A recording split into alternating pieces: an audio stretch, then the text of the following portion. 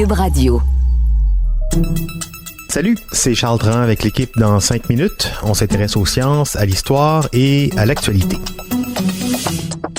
Aujourd'hui, on parle de la fin du monde, l'horloge de la fin du monde. Récemment, la Doomsday Clock s'est rapprochée plus que jamais de minuit, arrêtant son aiguille à 90 secondes avant minuit. 90 secondes.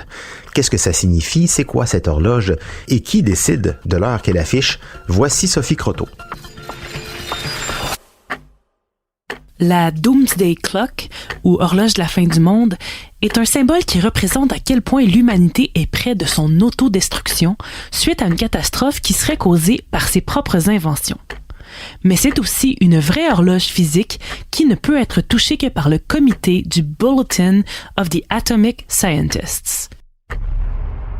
Ce groupe s'est formé en 1947 à Chicago par des scientifiques ayant travaillé sur le projet Manhattan, un projet secret du gouvernement américain qui désirait alors construire la première bombe atomique.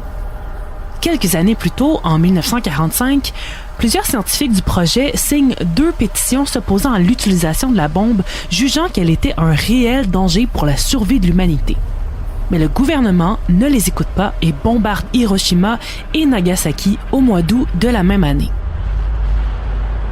Les signataires de la pétition se réunissent après la catastrophe pour discuter d'un moyen d'informer la population des dangers de l'utilisation de la bombe atomique. De là est finalement né le Bulletin of the Atomic Scientists, une organisation indépendante avec un comité d'experts qui se rencontre depuis 2 fois par année pour discuter des récents événements mondiaux et des menaces technologiques qui pourraient nous mener à notre perte.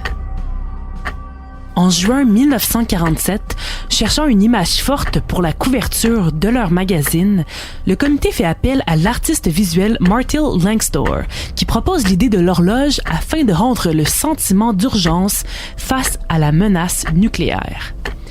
Elle est depuis devenue leur emblème et siège à l'Université de Chicago, ses aiguilles pointant à l'heure déterminée par le comité. Pour eux, elle n'est pas un outil pour effrayer les gens, mais plutôt pour les pousser à l'action. Le professeur et membre du comité Robert Rosner la compare aux canaris dans une mine qui nous alerte d'un danger imminent. L'horloge peut avancer comme reculer. En 1953, elle a fait un bond à minuit moins 2 minutes lorsque les États-Unis et l'Union soviétique se sont mis à tester leur armement thermonucléaire. 1991 aura été l'année la plus paisible depuis son invention. L'horloge était à minuit moins 17 minutes, juste après la chute de l'URSS et la signature du traité de réduction des armes stratégiques.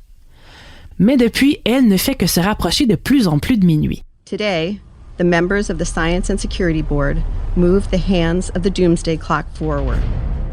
Son plus récent bond la place à 90 secondes avant minuit, le plus près que nous n'ayons jamais été de la fin du monde, entre autres à cause de la guerre en Ukraine, de l'escalade possible du conflit à une échelle mondiale et de l'armement nucléaire de la Russie. Putin has repeatedly raised the specter of nuclear use. Pour le comité, le danger nucléaire n'a jamais été aussi présent depuis la guerre froide.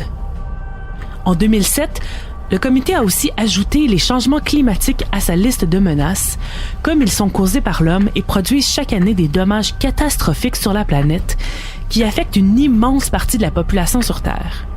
Des experts en climat siègent aussi sur le comité, en plus des spécialistes en nucléaire. Mais la vraie question, c'est qu'est-ce qui arrivera lorsque l'horloge atteindra minuit? Eh bien, à ce moment-là, il sera malheureusement trop tard pour agir, puisque des dommages irréversibles auront été faits et que l'horloge n'en sera que le témoin.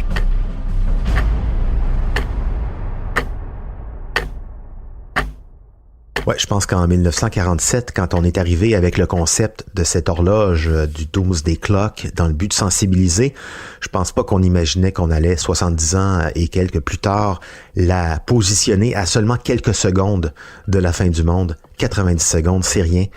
Ça laisse plus beaucoup de marge. Merci Sophie Croteau, c'était en 5 minutes.